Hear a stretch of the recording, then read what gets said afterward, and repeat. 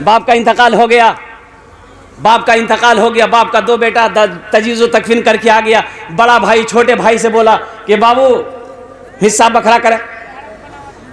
तो छोटका भाई बोला कि भैया कम से कम कुछ दिन गुजरे था, बाबा तो मरबे कर ली। बोला बाबा के लिए वो समझते रहती, हम इंतजार में कर अखनी हिस्सा करें। तो मामा लोग थैये थे, बोले नहीं नहीं झगड़े मत, हमरा से इंसाफ करी दीजिए, हिस्सा बखरा लगा दीजिए। मगरिब के बाद रात में बैठा तो मामा बोला बस्ती लोगों के सामने में कि अच्छा सुने, 3 बीघा जमीन तोर बाप छोड़ी मरलूस दी भैछा। छोटका से पूछा कि की करवे, 3 बीघा जमीन चू की करवे। तो छोटका बोली कि भैया जानती। तो भैया बोली ठीक है, मैं 3 बीघा जमीन हमें रखी लो। फिर मामा बोला कि अच्छा 4टा गौरू जी की करवे। तो छोटका बोला भैया जानती। भैया बोली ठीक है जी, हम गौरू रोटियां रखी लो। तब बाप मामा बोला कि अमौर में तुम्हारे बाप की एक दुकान भी है, क्या करोगे। छोटका से पूछा, छोटका बोली कि भैया जानते। तो भैया बोली ठीक है जी, दुकान हमें रखी लो। तब मामा बोला कि 25,000 टका तोर बापा के ऊपर में कर्जा छू की करवे। तो छोटका बोली भैया जानती। तो भैया गरम भागली, सब कुछ हमें जानबो, ते कुछ नहीं जानबे। खेत हमें जान लान, गौरू हमें जान लान, दुकान हमें जान लान, कम से कम बाबा छोटो बेटा तेजा बाबा कर जाते जाने। कब्र में फेंक देगा जमाना, फेंक कर लोग होंगे रवाना।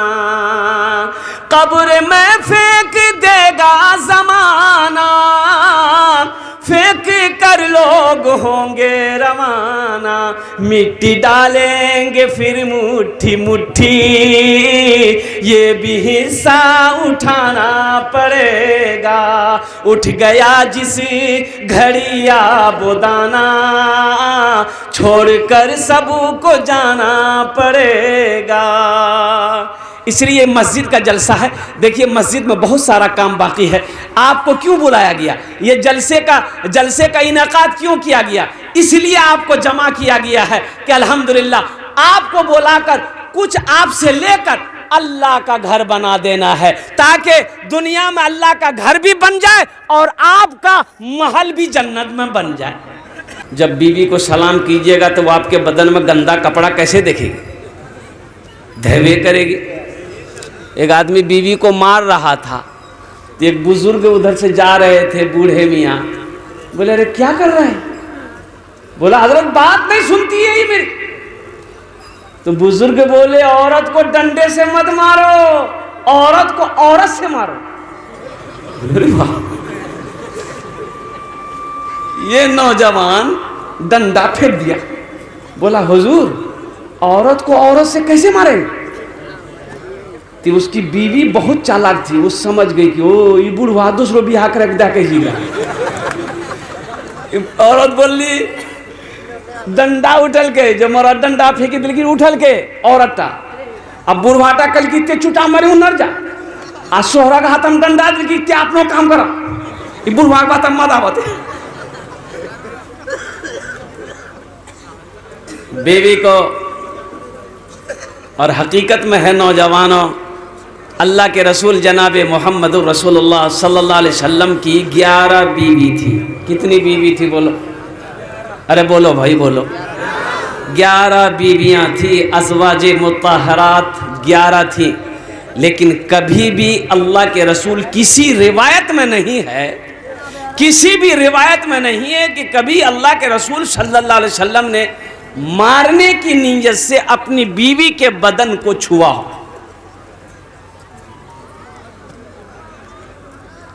और नबी के एक मुर्दा सुन्नत को जो जिंदा करेगा, अल्लाह उसे 100 शहीदों का सवाब अता फरमाए।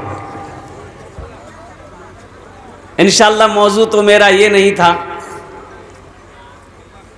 लेकिन बात आ गई इसलिए मैंने कह दिया। आइए आपकी इजाज़त हो अपनी आदत के मुताबिक ज़्यादा देर नहीं, 1 घंटे का वक्त मिला है।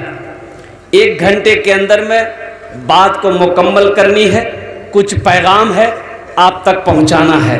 अल्हम्दुलिल्लाह, बस दुआ करें, आप लोग वादा करें कि इंशाअल्लाह हम लोग दुआ करके उठेंगे यहाँ से। कितने लोग तैयार हैं इंशाअल्लाह? हाथ उठाएं। सारे लोग तैयार हैं। ए बेटा बैठ जाओ, बैठ जाओ बच्चों, मेरे बच्चों बैठ जाओ, बैठ जाओ, बैठ जाओ। अल्हम्दुलिल्लाह। असल परेशानी है ना, इसमें से बहुत सारे बच्चे ऐसे हैं मेरे, वो बैठ ही नहीं पाएगा। वो बैठना चाहेगा, बैठ नहीं पाएगा। काहे कि वो जो पैंट पहना है ना, जीन्स, अच्छा, वो पैंट इतनी टाइट होती है कि उस पैंट को पहन करके मुसलमान का बच्चा है, पेशाब लग जाए, सफ़र में हो, अगर वो पेशाब करना चाहेगा बैठ के, बैठ नहीं पाएगा। बैठेगा, खड़ा होकर तो पेशाब नहीं करेगा, तो बैठेगा तो पूरा नहीं बैठ पाता, कुकड़ू को बैठता है। अब पता ये चला कि आधा पेशाब जमीन में, आधा पेशाब रुक जाता है। जब खड़ा होकर चेन लगाता है तो आधा पेशाब पैंटों में। बोले बात सही है कि गलत है?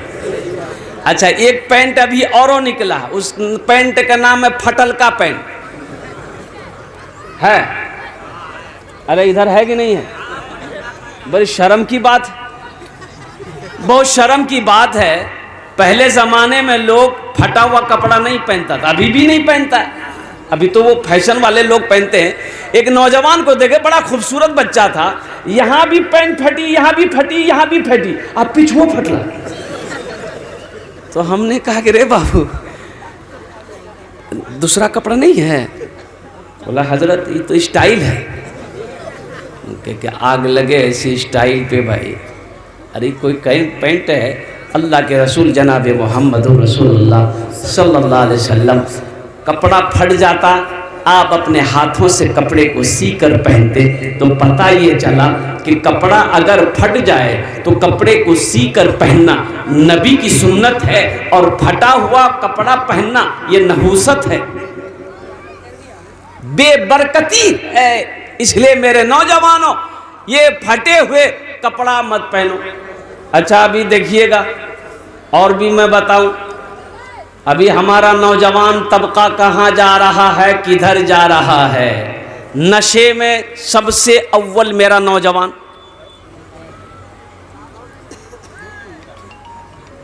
बेनमाजी में सबसे पहला नाम मेरा नौजवानों का है।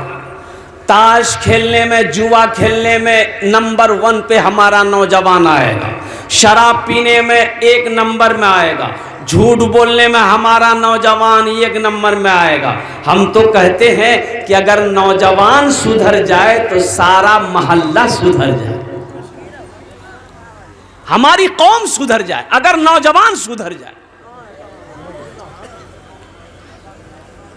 तो इंशाल्लाह सुधरोगे। अरे सुधरेंगे इंशाल्लाह। कब? अल्हम्दुलिल्लाह। वाह भाई वाह। नौजवानों सुधर जाओ, नौजवानों होशियार हो जाओ, अपने ईमान को मजबूत बनाओ, ताकि लगे कि हाँ कोई मुसलमान है, लगे कि ये मुसलमान का अखलाक है, लगे कि मुसलमान का किरदार है। और मुसलमान की शान ये है कि मुसलमान जिस गली से गुजर जाए उसकी खुशबू बता दे कि इधर से कोई मुसलमान गुजरा।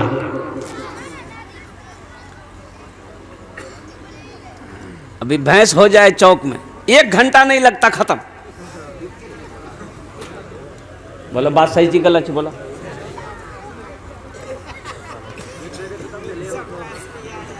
ईमान में उलमा फरमाते हैं कि जब कोई मुसलमान शराब पीने के लिए बैठता है ना, शराब के गिलास को जैसे ही हाथ लगाया, होंठ से लगाया, ईमान उसके जिस्म से निकल जाता है, ईमान निकल गया। तो जब मुसलमान है, ईमान निकल गया, तो अब वो क्या रहा? अरे बोलो भाई, काफिर रहा। और ऐसी हालत में, अच्छा वो ईमान जाता कहाँ है? तो उलमा फरमाते कि ईमान वो जब शराब पीता है, ईमान उसके सर के ऊपर में चक्कर लगाता रहता है उस वक्त तक, जब तक कि ये नशे से बच ना जाए, बाहर ना आ जाए, तब तक ईमान दाखिल नहीं होता। और ऐसी हालत में अगर मौत हो जाए तब, अगर शराब पीते हुए मौत आ जाए तब कौन सी मौत होगी।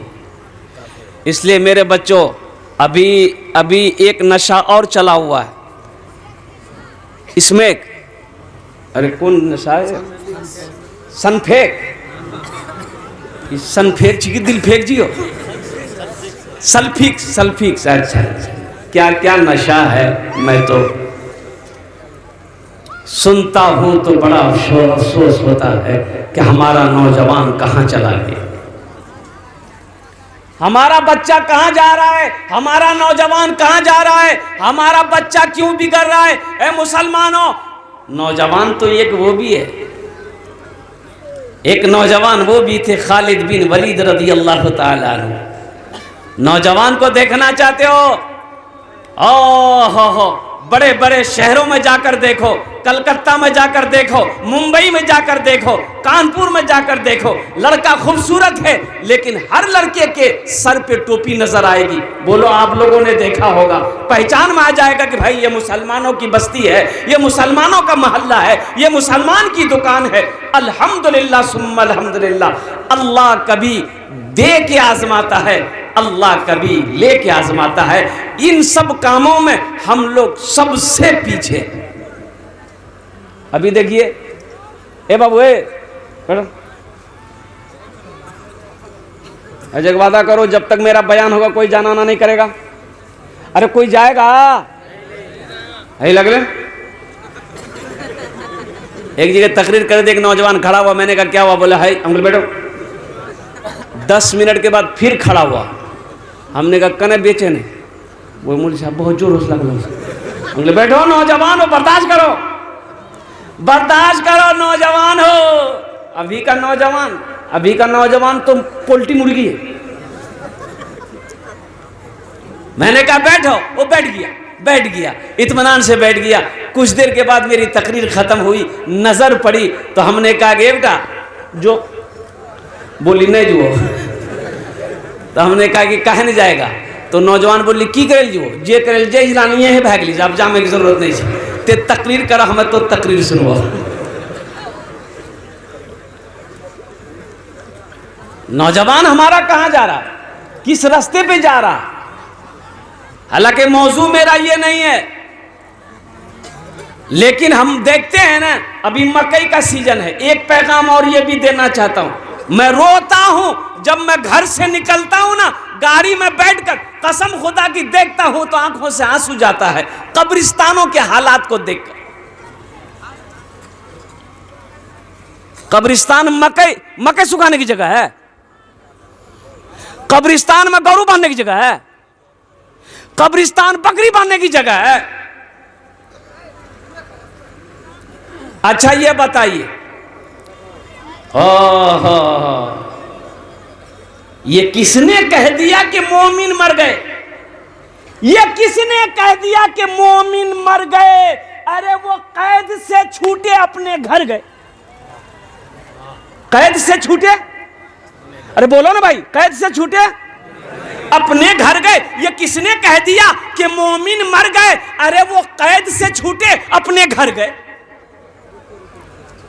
दुनिया कैद खाना है मुसलमानों के लिए, दुनिया कैद खाना है, ये दुनिया मुसलमानों के लिए जेल है। इसलिए अल्लाह ने कह दिया दुनिया में तकलीफ होगी, परेशानी होगी, मुसीबत आएगी, लेकिन गम ना करना, हम उसे दूर भी कर देंगे। सब्र करना, सब्र करने वालों के साथ हम हैं। अब बताइए, एक सहाबी हैं, कब्रिस्तान में मिट्टी देने गए, कोई सहाबा इंतकाल किए थे, तो अल्लाह के रसूल भी कब्रिस्तान गए। तो एक सहाबी ने अभी तजीज़ व तकफीन में लेट था, कब्र में डालना है, बांस बत्ती हाबी जाबी करना है, अभी टाइम है। तो एक सहाबी ना ये कब्र थी, कब्र में टेक लगा के बैठ गए, कब्रिस्तान में टेक लगा के बैठ गए। अल्लाह के रसूल की नजर पड़ गई, आपने फरमाया क्या कर रहा है, टेक क्यों लगाया। कहा कि रसूलल्लाह इससे क्या फर्क पड़ेगा। तो अल्लाह के नबी ने इरशाद फरमाया क्या तुम एक जिंदा आदमी के जिस्म पर टेक लगाकर बैठोगे, उससे तकलीफ होगी कि नहीं? कहा या रसूलल्लाह उससे तकलीफ होगी। तो जनाब मोहम्मद रसूलुल्लाह सल्लल्लाहु अलैहि वसल्लम ने इरशाद फरमाया, जिस तरीके से जिंदा आदमी के जिस्म पर टेक लगाकर बैठोगे उसको तकलीफ होगी, वैसे इसके कब्र में टेक लगाकर बैठोगे, कब्र में उसको तकलीफ होगी।